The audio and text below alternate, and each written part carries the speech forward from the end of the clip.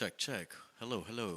If you're in the back, it's so much more fun if I can see your face and you can come forward. Oh, that would be great. Yeah, I would love it. I might not even start until you come down here. That's weird, Light. I see you. Come on down here now. Yeah, and it's going to be fun. We're in comfortable. conversation. It's not like a stuffy, like, look at these slides. This is what I'm going to tell you. Like, We're just hanging out. yeah, we want to be talking to you, so come down, talk to us. We're like caged zoo professionals. That's us. Here, Hall of Faming. Mm-hmm. Get into it. Get into it. Get into it. How are y'all feeling today? Yeah? Did you guys see some good stuff already? Okay, well, we're going to be better. Okay. Ooh. No promises. We're going to be weirder. For sure.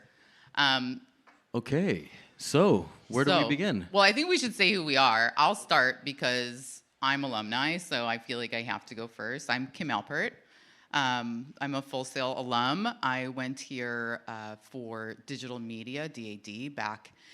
My first degree is 2003, and then my second for design was much later in 2016. And I am a Hall of Famer. I got inducted in... Thank you. 20. Yes. Thank you. I got inducted in 2013, 14. I forget, but like Hall of Fame class 5, I think. There's a lot of us now, but it feels wild to be on the early set of a crazy collection of people. Yeah, so I'm a huge advocate of Full Sail, and it actually has a lot to do with how I know Yamil. Me. Hello. I'm Yamil Rodriguez. I am a theater maker. I did not come to Full Sail. I actually dropped out of college back in 2004, actually. But kept at it, kept doing work, kept doing theater, started working in film, and eventually started working with this company, this studio. And last year we took an AI work to Cannes, which is eventually how I started working with Kim, which brought me here today to sit in front of you guys to talk about the future of storytelling, right? Yeah. Yeah. Absolutely. I'll take an applause. Yeah. Yeah. I'm not a Hall of Famer, but you know. So we both work at Niller Studio. Our co-founder is Lucas Moskin, who's a SimViz grad and super visionary, who I met coming back to campus and had some exciting, wild ideas and has put together a team of people with similar sensibilities, right, on how we build things and why we build things and where we build things and put different tools together. So I want to unpack a little bit about both of our histories before we get into like what are the projects today, because I think one of the things that's really interesting about storytelling is that means so many different things to different people, right? Like, you know, for me as a storyteller, my background is in advertising, right? So that's where my career really began, in brand storytelling and commercial storytelling. You know, I started in the ad world before there was social media. So a lot of the stuff that we were building were either commercials, and then that would turn into websites. And the storytelling part for me really started to connect when social started, of actually we're telling the story over time in somebody's mind in different moments of their day, in different moments of media. And then that work started to translate into touring and started to translate into experiential. And all of a sudden it was like, I'm not just talking to you in your home or on your phone while you're on the train. I'm actually trying to entice you into coming into my world, into coming into my, you know, branded immersive house, or coming to see this particular activation, and getting closer with people and creating that kind of advocacy. Now, at the same time, I'm also a working artist, and I work in experimental video, which is very different than advertising because there's really no purpose for it other than, you know, it's art. So it's about telling an emotion. It's about telling a feeling. And I work in improvisational video. So I've been creating these worlds for the past 20 years, and this language visually that I orchestrate live. You know, I am a human-computer interface in that world. And And it's very. She is a human. I am a human. Yeah, I am a human. There was a moment where we thought about having an agent in our talk. Yeah. But the truth is, we just didn't trust her. Mm-hmm. She's a little too spicy. She's very spicy. She's very spicy, actually. Yeah. But I think it's really similar. And I think, I did a lot of child theater. Did you do child theater?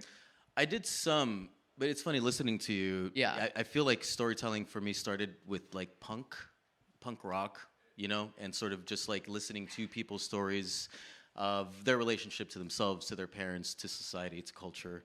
And it was just such a personal, sort of storytelling form. This is me. This is my lens. This is who I am. This is what's difficult for me, And it feels like it's stories nonetheless, Mm-hmm. It's still trying to connect or making an effort to connect with people, because ultimately stories are what connect us. We all have a story. Everybody on the planet has a story, and that's what's so unique about the human experience. And to share that and to have people receive it or to take it in is very special and very powerful, ultimately. Awesome. And so is child theater. Kids always on stage curious. are great.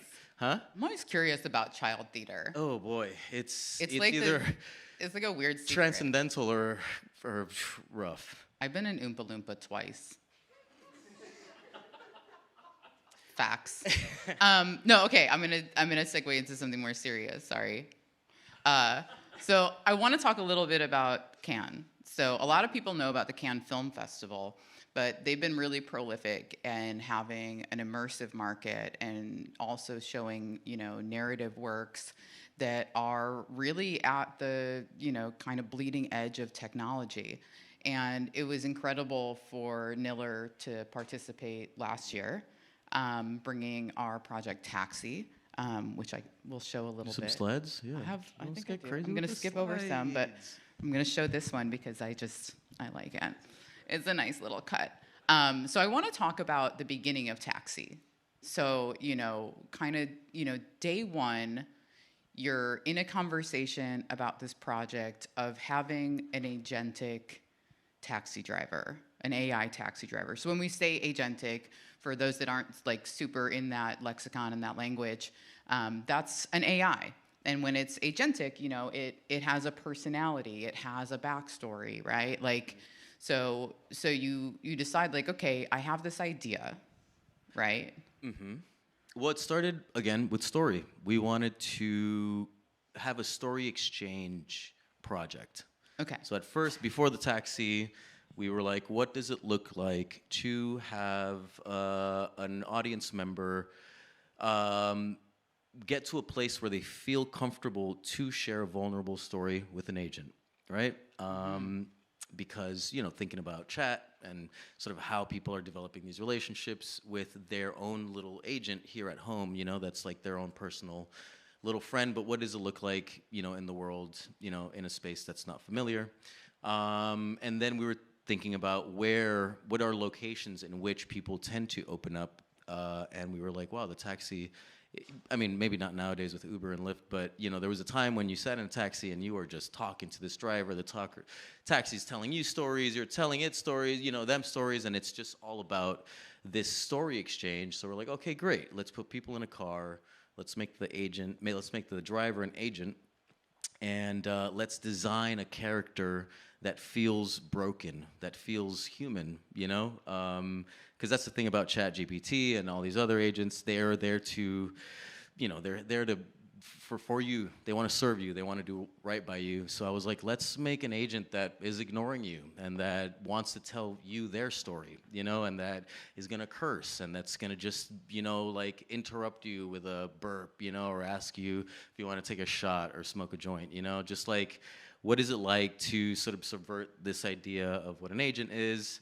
And then, so we stuck it in a cab, and it really worked. It was really just quite interesting to see how people were so moved by this character and were sort of compelled to be vulnerable. And it was just quite interesting to see how moved people were, So talk me through it. Okay, so the installation, and we've got some visuals. So I'm a writer. I have my slot. I get in, and like, what? Talk a little bit about that. So like, I get in. What does it look like in there? Talk about like the both the the set dressing, the physical world, and then what happens to me once I'm inside of there. And I'll pepper in some of the tech pieces as we go in there. Okay, so you will go. So the way Can did it last year, it's sort of like booths, sort of like cubicles, and you go into ours, and there's this old Renault 4, which is a old cab from in France. They use the Renault 4, so we got this old Renault. We gutted it.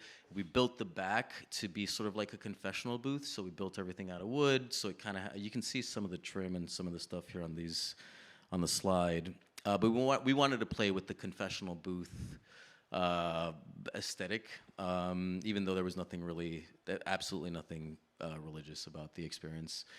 Anyway, so you go in, there's the car, you get in the cab, it's all dressed up, and then it's about a 15-minute experience where we did devise this conversation flow where it's a back and forth.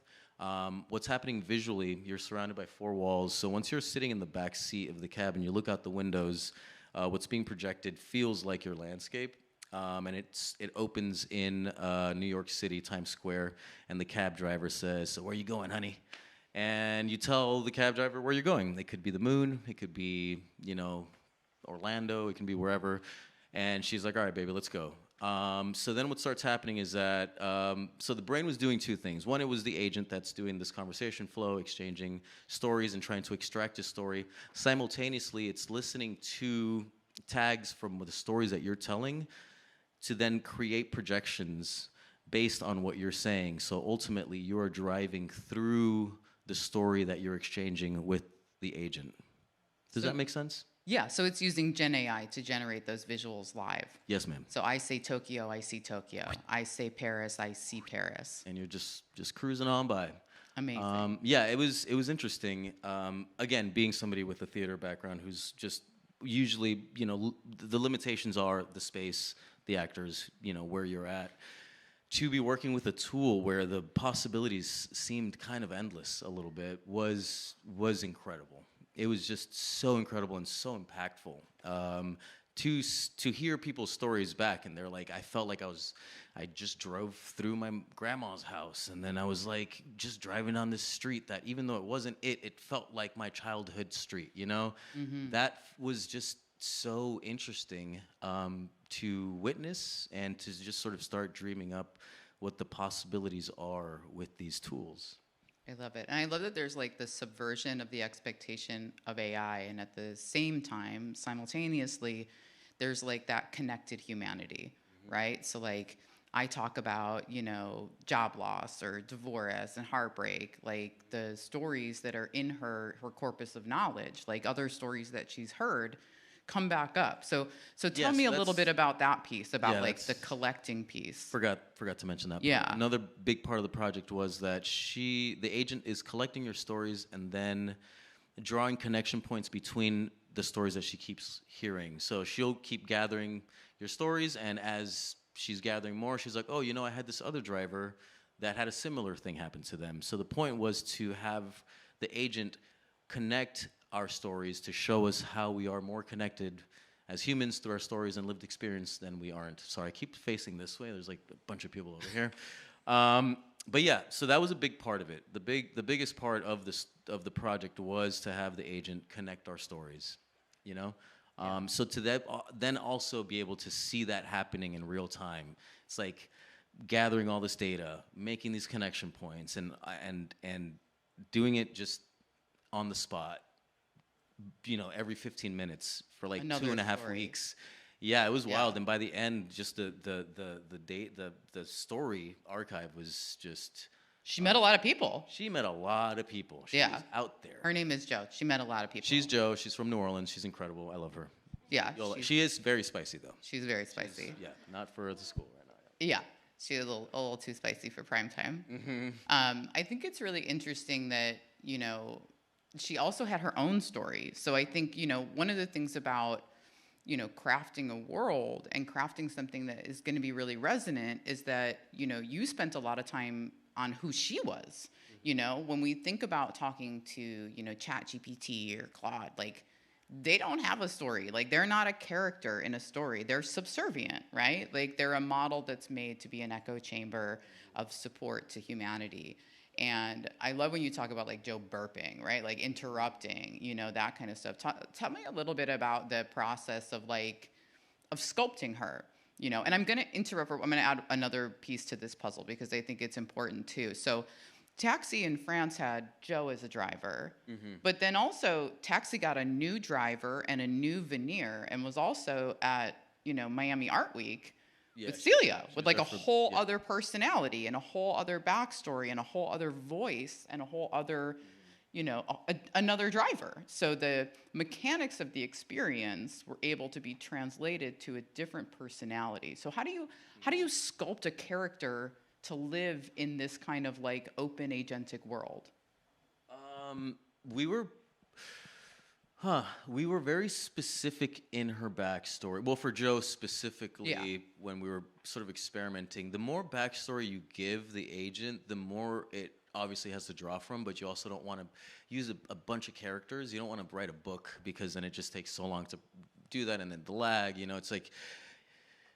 So yeah, so it was just like concise yet elaborately deep backstory, so that she did have something to draw from, and it was everything from like childhood experiences to favorite music, to, you know, the first time she was heartbroken. Yeah, we went into a lot of grief with that character specifically because of what we were trying to sort of like pull from in the conversation. And that's up to the artist. That's up to, you know, what we were trying to... Because in Miami, it was completely different. In Miami, she was a party girl, and she was just, like, very different. There was no grief in that one. She was just like, let's hit the club. You know, she had a lot of backstory about Miami. You know, she was Cuban. She spoke a lot about Cuba. So, yeah, I mean, for us, it was like, what are we trying to get from the audience? What do I want the writer to think about? And so I'm going to build a backstory that kind of leans in certain directions so that then inevitably in the conversation, that's what she's drawing from. And then it's just like when we're having a conversation and you want to... I'm listening to you and you're telling me about, you know, a difficult moment, and I'm going to empathize with you and I'm going to draw from something similar so that you know that I'm here with you, you know? Yeah. And so it's sort of... you know, taken from lived experience, what is it to be a human, and trying to craft this character to be that, you know? Yeah. Yeah. I think it's really interesting with Joe because I've gotten to be able to be there while people are talking with her, you know, several times now. I've heard her tell the same story multiple ways, which I think is very unique to this kind of agentic-led narrative where, you know, she's got like a story about being in the French Quarter in New Orleans, and it's a little racy, but I've heard her use different ways of telling the same story, you know. And I think when we start to craft as storytellers, we're thinking script, right? Like, here's the lines, here's exactly how it happens. But when you give the keys over to something agentic, they start to make decisions, you know. Can you talk a little bit about, like, in the sculpting process, you know, pre-production, you know, where you maybe had to like trim out maybe places that she was going, you're like, no, honey, get back. You know, like, were there moments where she started to like veer into places?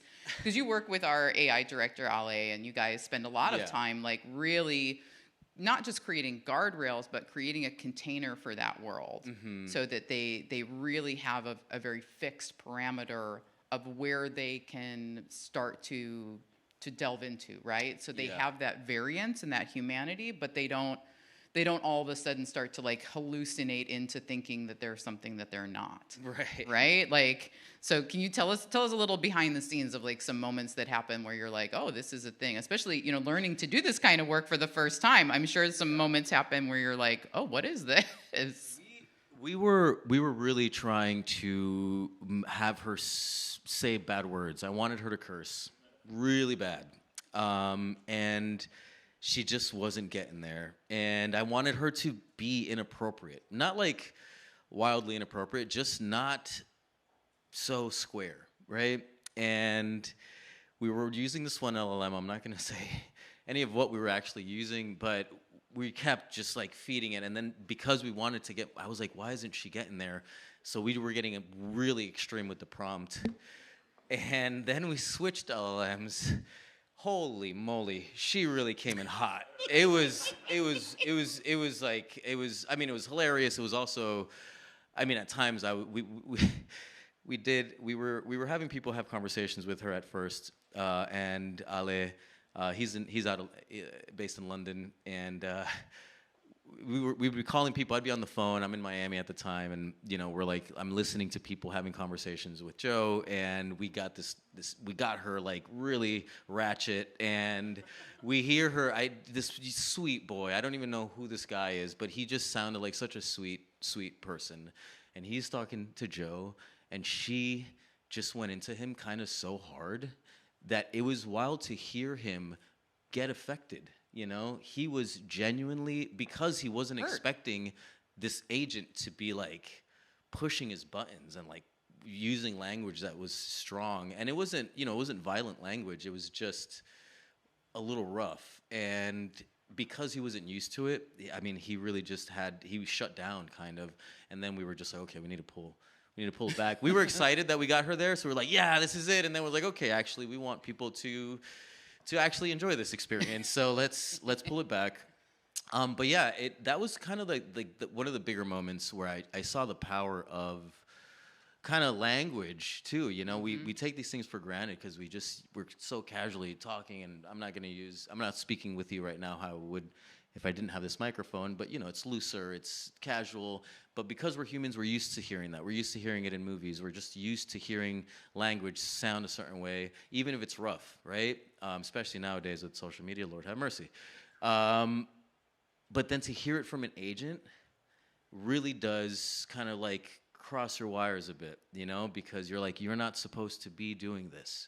You're a robot, Yeah. You're not supposed to sound human, truly, and what is it to sound human? It's to What is it to sound human? Yeah, it's messy, it's sloppy, it's broken, it's like it's mental health, you know what I mean? Like yeah. So yeah, it was interesting to see that, and to see how you do have to bring, even though it was exciting to see the character grow in such a intense way, it was important to pull it back a lot. And now with this new project, we're pulling it way back. Yeah. Because we're finding that for this new project, it's less important to have a spicy character as it is much to have a character that can sort of speak to a whole room of people and sort of have a whole room of people, collaborate with him, so. Yeah, come on that journey, right? Mm-hmm. Like, I think that's so interesting with immersive storytelling because there's, we think, historically we think about narrative building and like it's very one directional. Right? The distance between the audience and the story doesn't change. But with something like this, when you're talking about agentic-led narratives, sometimes you want to bring them in and sometimes you want to push them away. So there's like an emotional storytelling, an emotional arc that is between audience and agent that is crafted the same way the story, the language, the dialogue is being crafted because it is open world. You can, and this is something, that I've always thought is really cool, and we've taken from video game open worlds into immersive, is like, how do you sculpt for the most likely way people will behave, but always have that category for somebody who's a remote operator or, the person who does the X, you know what I mean? I use wingdings in my planning of like, there's all the regular stuff and then there's wingdings, like, like we're not really sure what it is. And you used a real voice, which I think also makes a huge difference, and just that simple change of spending time finding your character, casting. That was huge. At first, because we were first building the conversation flow, just sort of like what is the back and forth of a conversation, and then, but we were doing it with just like a generic 11 Labs voice, and then when we did clone a voice and we did sort of like make it this very specific texture and this very specific person where you can hear sort of New Orleans, you hear it in her voice, it completely changed the entire experience and the entire way the conversation felt because it was rooted in something different, It was, I'll say this, it's like as a Luddite, because I'm 100% a theater person, I was a carpenter, I'm like not, technology has not been sort of the thing I've leaned into, it's always been story and people. But the possibilities, it's You just, love it. it's an experiment. It's a constant experiment, you know. And and every time I hear Joe talk to somebody, I am marveled by her. She is freaking hilarious, you know. Yes. And it's just like it's so like wild right now. It's like the wild wild west out here, you know. Yeah. And it's very cool. I think one of the things that's really incredible too is that she can also change between language. You know, so being able to, and this is something you can decide, right? So, you know, Joe as a driver had 50 different languages. So you speak Mandarin to her, she speaks Mandarin to you, but she's still speaking Mandarin with a New Orleans accent, which is like wild. You know, and she'll change in real time. So we did some demos recently where somebody was like, you know, people are always trying to like game it, right? They're trying to like see if they can make her mess up, or you know, like get the computer to like tilt. They want to break it. Yeah, they want to break it. Right. So this guy was like, now I'm Italian, now I'm in Spanish, and every time he changed language with her, she changed and followed him right back. And you know, because she doesn't care. That's one of the interesting things, because it's an agent. There isn't that time of like human needing to code switch. Like she is just code. She doesn't Y need ahora to. estamos en español. Yeah. ¿Cómo estamos? ¿Todo bien? Oh my Perfecto. God. Ustedes hablan, ¿verdad? You can do it. I Yeah, can't yeah, do yeah. that. I will sound ridiculous.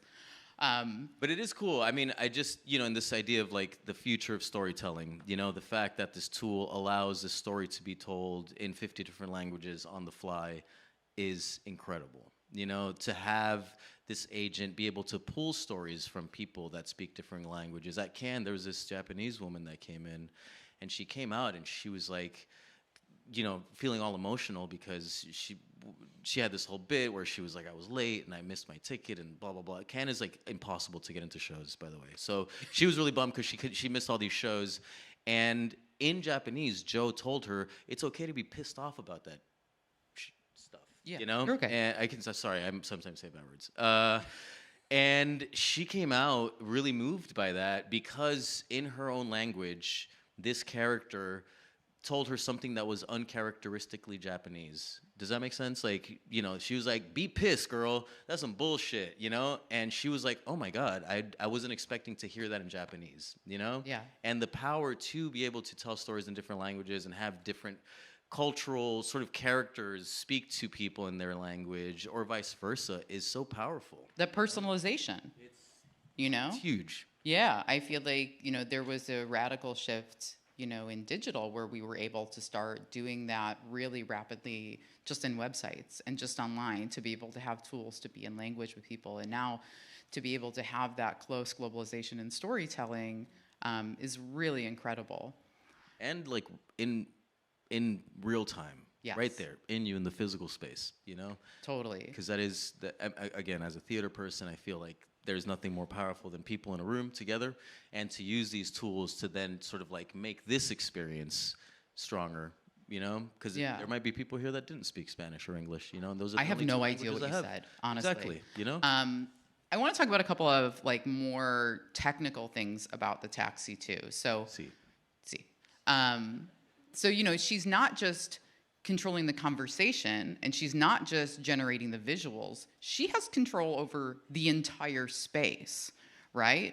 So she's unlocking and locking the doors. She's turning on the taxi light, starting and stopping the experience. It doesn't have a fixed time. So when we think about time and we're sculpting, you know, a narrative story that starts here and ends here, usually we're thinking about this is minute 0 time code, right? Like, and then this is minute 10 or 15. But the thing about, you know, taxi and agentic-led narratives is that we really don't know what point A to point B is. And one of the things that I really love, that really resonates with me, is some of the guardrails that were scripted in, specifically around, you know, hate speech, you know? So doing some of that planning of what's possible, what could possibly happen inside this environment, and how do we craft, you know, all of the different outcomes, the if-thens, to be able to build something that is what we want and what we want to stand behind. So if you're in the taxi and you start saying some things that are not what we want to be talking about and not what we think is cool, She kicks you out. She kicks you out. She says, get out of this cab. She unlocks the door. She turns white light on the entire room, and you are done. Like, that ride is over. Ciao. Ciao. Yeah. And like that kind of control, you're not just scripting the story, you're scripting the environment and the kinds of outcomes and giving them the logic and the parameters to make those decisions in real time. You're giving those keys over. To your whole value system as an artist. All of it. You're building those values into her. So you're not just building her story, you're building her sensibility. Right? You're building, her ethics and her mindfulness as well. So it's a lot more deep planning than just like, I like blue. This is my favorite kind, like there's so much more depth in that kind of building. And it really is a video game in real space, a very deep story that happens over the course of a short period of time.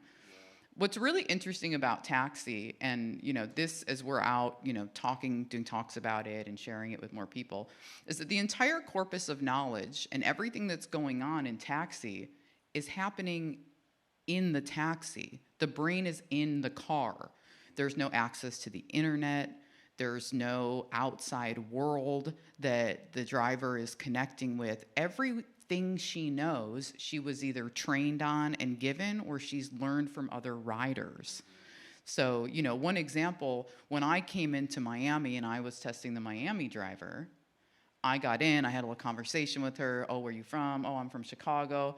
And she's like, oh, girl, I met this guy from Chicago, and he was in this punk band, and XYZ, and this. And I got out of the car, and I was like, is this your story? And he and Lucas used to live there, and they were like, yeah, that's our stories. And that's the kind of thing where she's able to relate those things back, and she really builds that corpus of knowledge over the time that she's awake, that she's driving, that she's with us. She's listening. She's listening. It was really interesting over the course of time in Miami, seeing people get in. There was a woman from Ukraine who, was really fascinated by how much we had trained her on news data and things like that. Because when she came out, she was like, she said to me, baby girl, I know there's a lot going on there. It's rough. How you doing?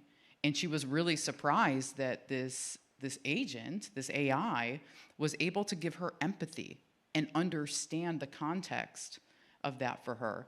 And we were like, she must have met someone. Like, we're not in control of what she knows. We set it free, like for that period of time that the experience is running, she's just free to meet and say whatever she wants. Which is, it's terrifying. If some of you all I worked in film for so long, and again, in theater, it's like, you have a script. You're working with actors to say the things on the page, So it's interesting to build something that you are ultimately, just letting go and finding out what happens, especially in the cab, because nobody's in there. It's very private. So then you're just like, so what'd she say?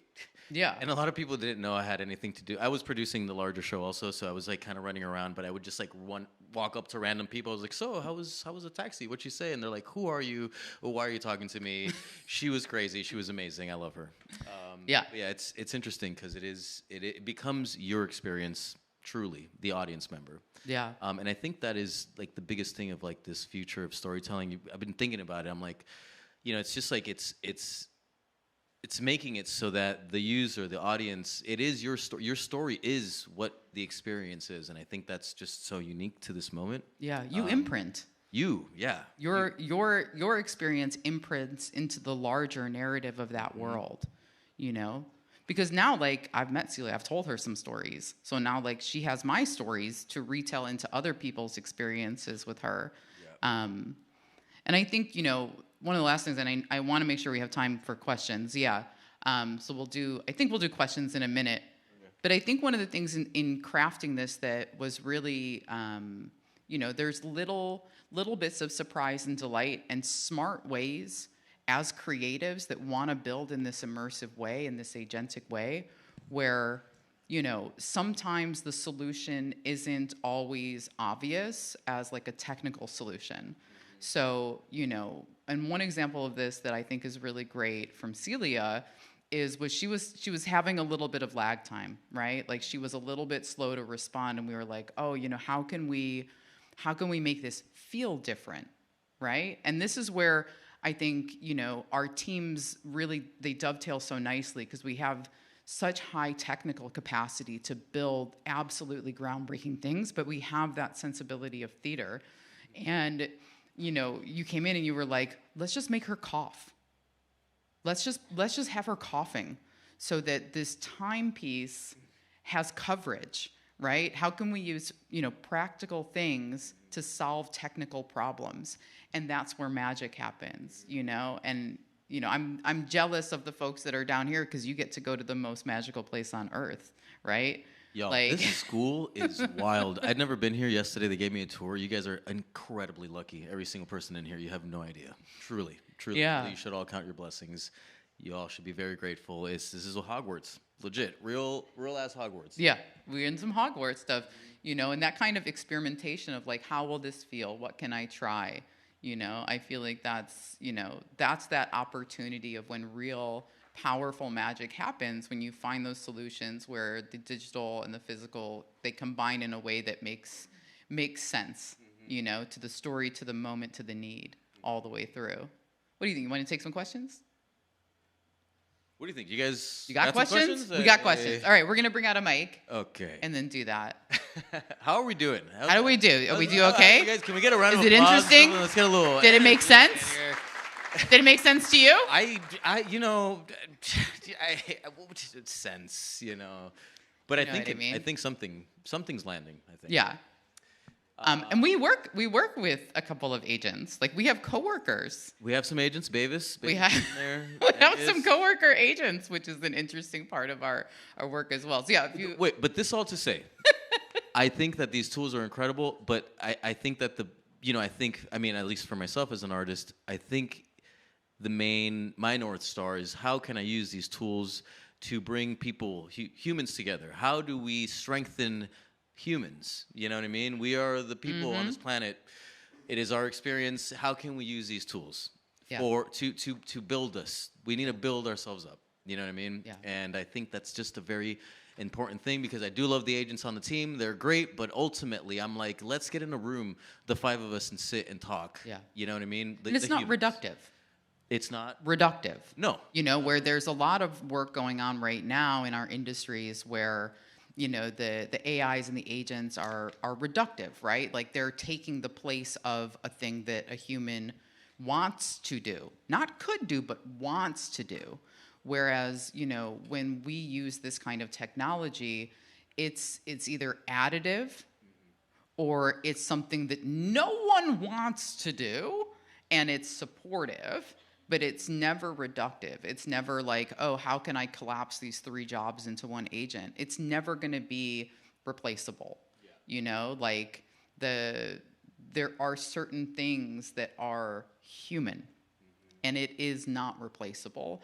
And I love that about our studio. And when I talk about the sensibility across the whole team, there is that shared sensibility of like, these are our tools to build bigger, big, stronger, big, more interesting, and better, right? And not to replace or to reduce.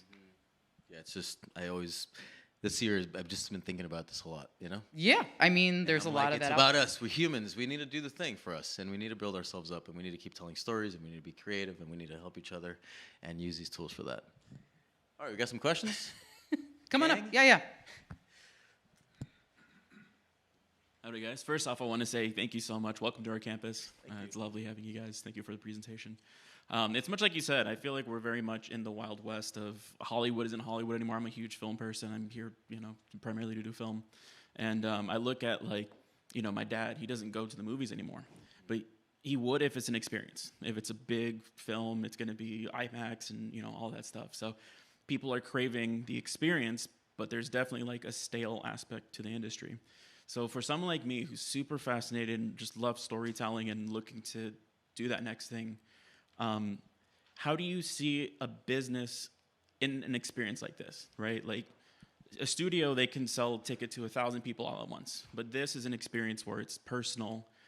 You can only have it in certain locations. Like how do you see for a creative like myself who sees this experience as something of the future, where do you find the funding? Where do you find the ability to do this stuff? This is a me question, isn't it? How do you make Taxi profitable is like the $1 million question. One of the nice things about art is that it lives outside of that world, that commercialization. And Taxi is art, right? So Taxi is also small. So Taxi is part of one of many, many, many art experiences. So, for instance, when it was at Miami Art Week, it was parked behind a gallery where there was a 40-foot cake and performances and all kinds of other things that are part of that art experience. When it comes to some of the other things that we craft, we have immersive environments that are in restaurants and in nightclubs and in museums and in things like that. So it is very repeatable, and it is very able to be commercialized when you start looking at larger immersive spaces. I would start looking at kind of where the signals are and where the trends are for this right now. What's really interesting in our industry is there was such radical disruption in 2020.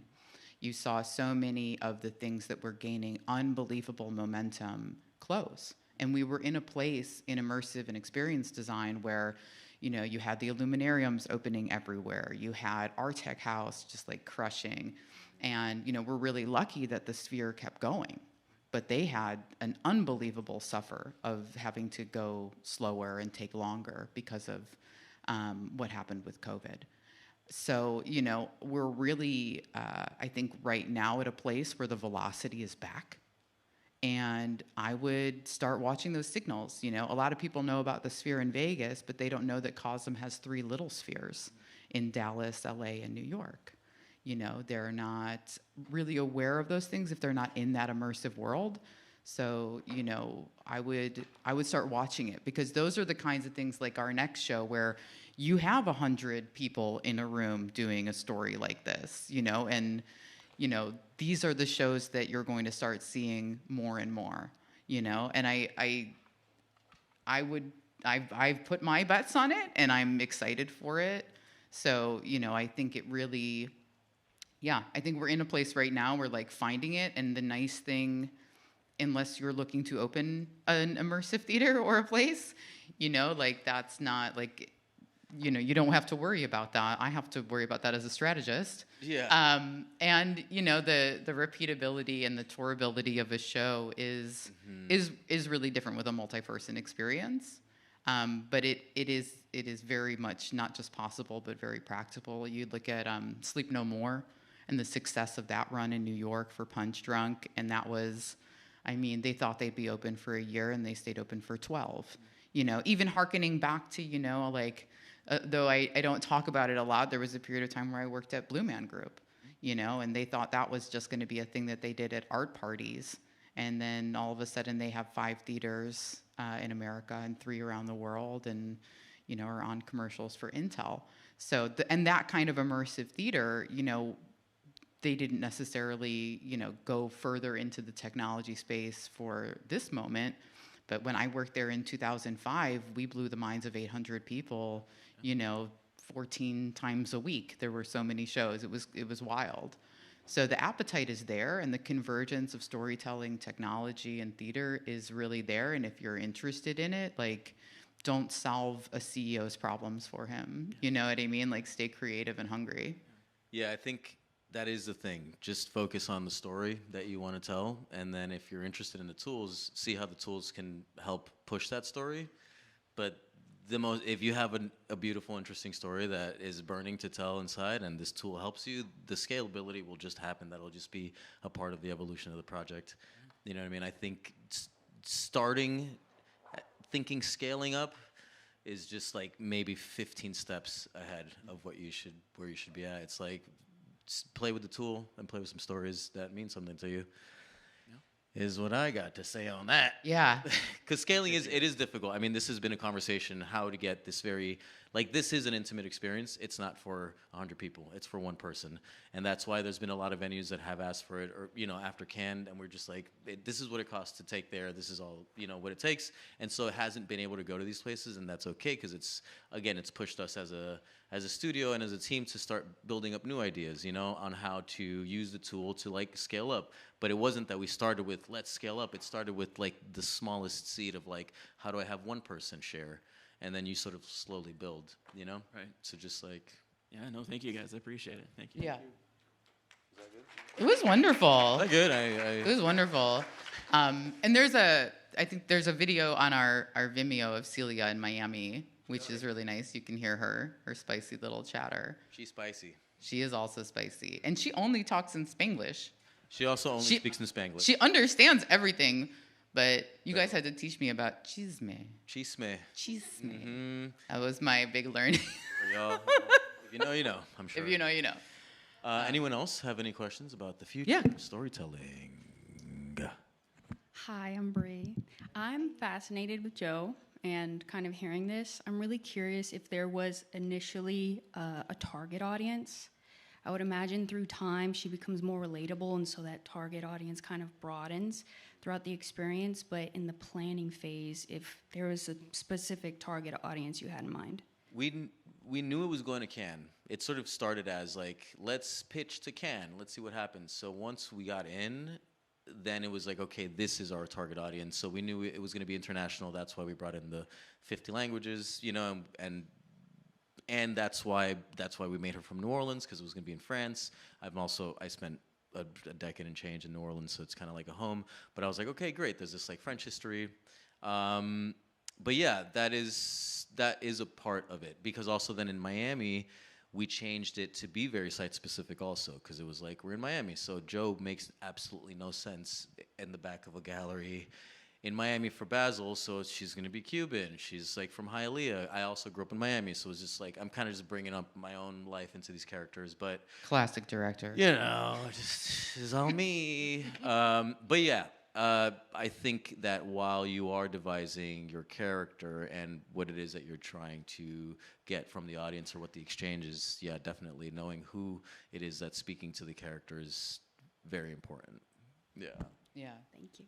Yeah. I want to talk more about that too. You know, like when we do audience planning, there's like the expected, and then you always have those folks that you want to plan for that are uncertain, you know? And I think, you know, Cannes has a certain pedigree, sensibility, class of people who can afford to be there, literacy, and in some of the work that we do that is more public programming for, you know, for museums and things like that, we talk a lot about, you know, we have to be able to scale a conversation. So whether they're talking to like a 5-year-old or a 60-year-old double doctorate, they can have a conversation about physics to either party, right? So sculpting that conversation. So, you know, when we talk about, you know, agents, the way that our system works, it's an orchestration of these virtual agents. You know, it's Niller orchestrated virtual agents. Nova is the platform that we build on. And, you know, you have the agent that's conversational, but then you have the agent that's a listener. And that person is deciding, you know, which category do I put that in? And then the agent that's like, you know, looking for specific topics to know what somebody does and doesn't know about. So all these different agents are working together to craft where that goes in the story logic and put all of those things together. I'll give you a funny anecdote about the project we're working on right now, where yesterday we had to talk about TTP.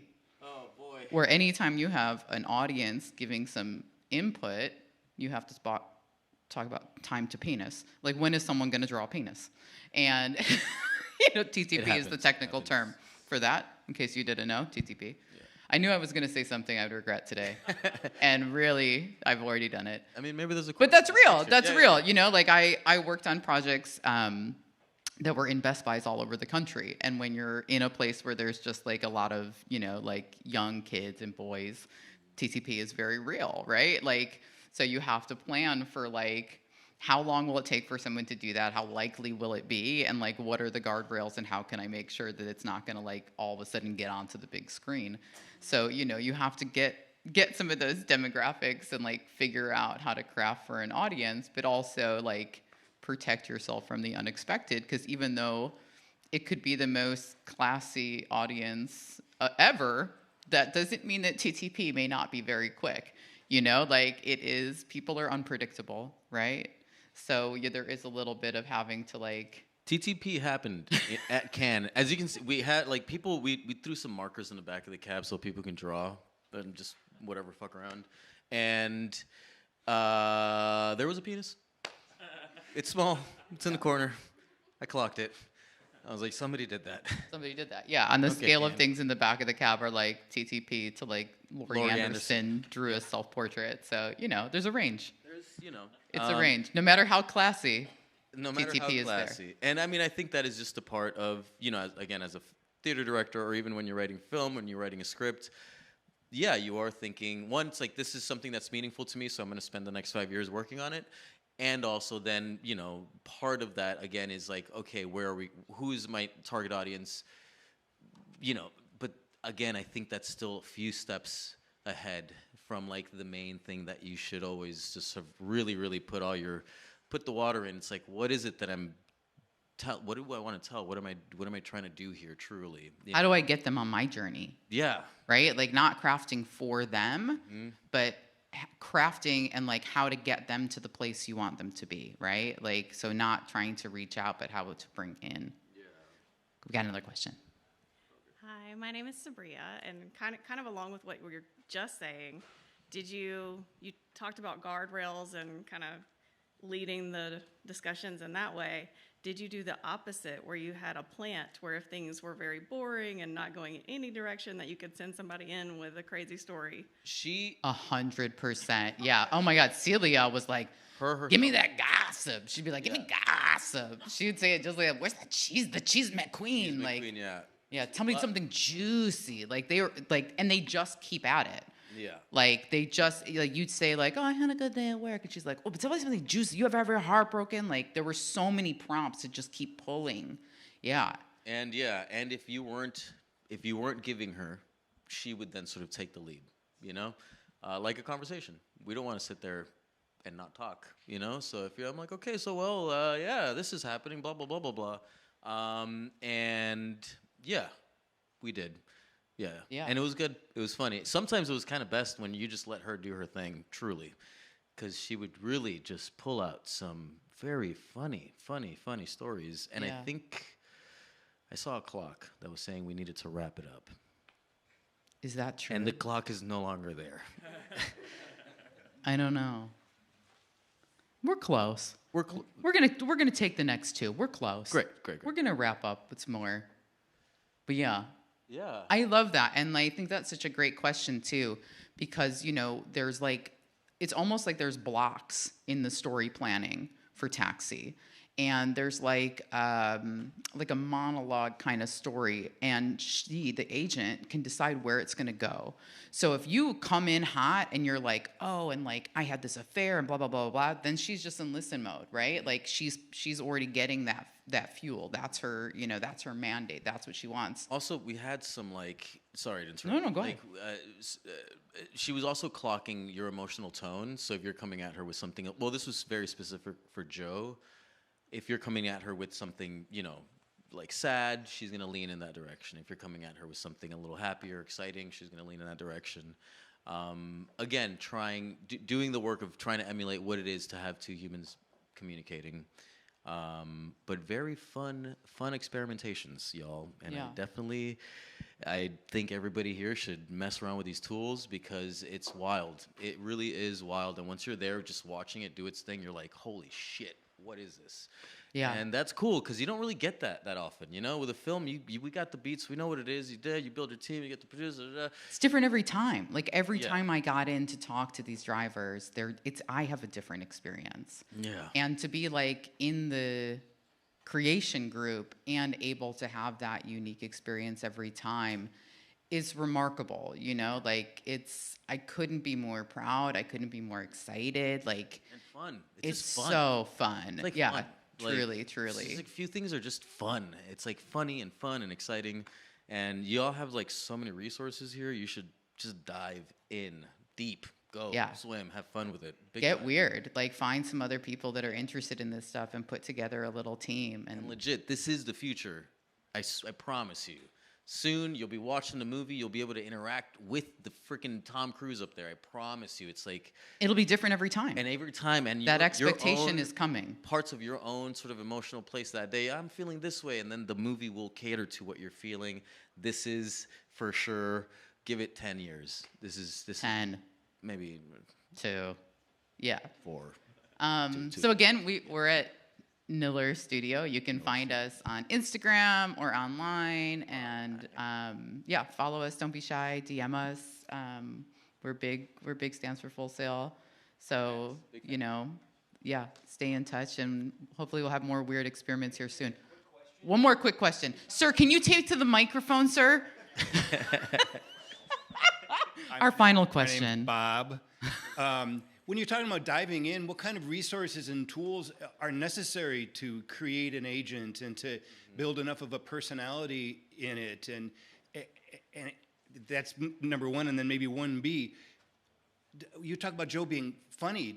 Does Joe have a sense of humor, or is it the way? Is it like putting boots on your puppy and watching how silly it is walking around? You know No, what I mean? she's funny. Sense of humor. Yeah, which was kind of baked into the prompt, like writing jokes that she would say in her language. Like I would write in sort of like, oh, this is like a funny little anecdote with some like. You humor taught her. beats. Yeah, we So just. she learns how to be funny, Yeah.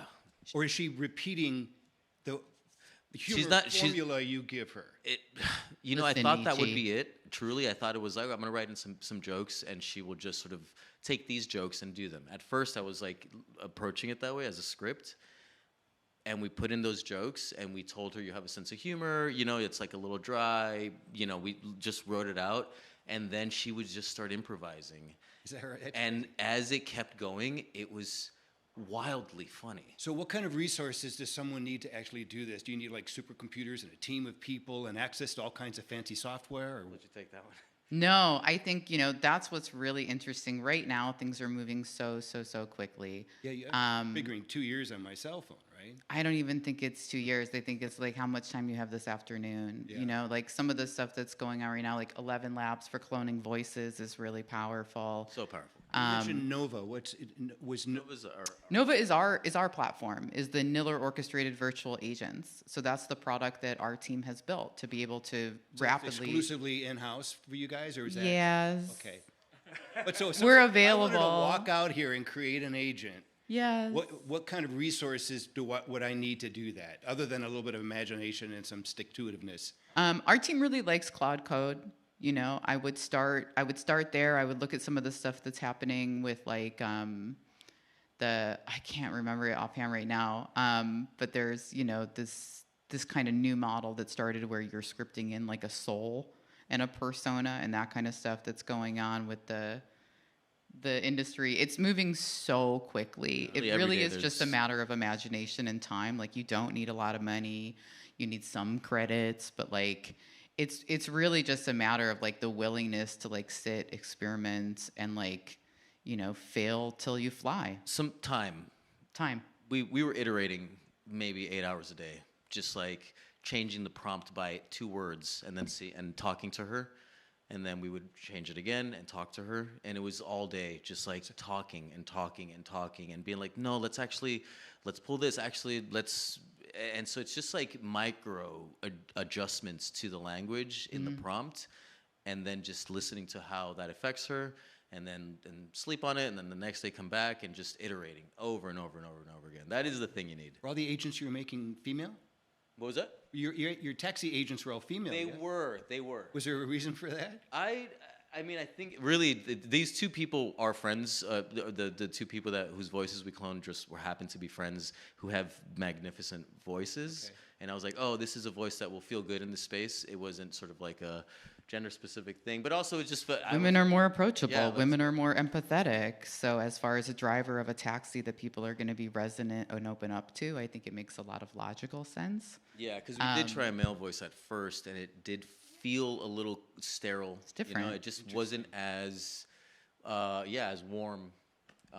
But that was just also a creative choice, really. Yeah, and it's all flavor, right? So like, you know, you can shoot and edit a movie on your phone, right? The same way that you can build an agent and start crafting for it, like right out the gate today. But when you're at a studio and you have better equipment and better tools and you've been doing it for longer, you're going to have better films in the way we have better agents. What does equipment and tools look like in a facility? For us? Yeah. Well, we have Talking about hardware or software or. Yeah, so we have, you know, like we have our suite of software. I have the system that I use for doing strategy and for doing planning and pre-production. We have an AI director who works with Yamil for crafting stories and crafting these agents. You know, it really is similar to the same kind of way you would build anything. It's just it's just a different style.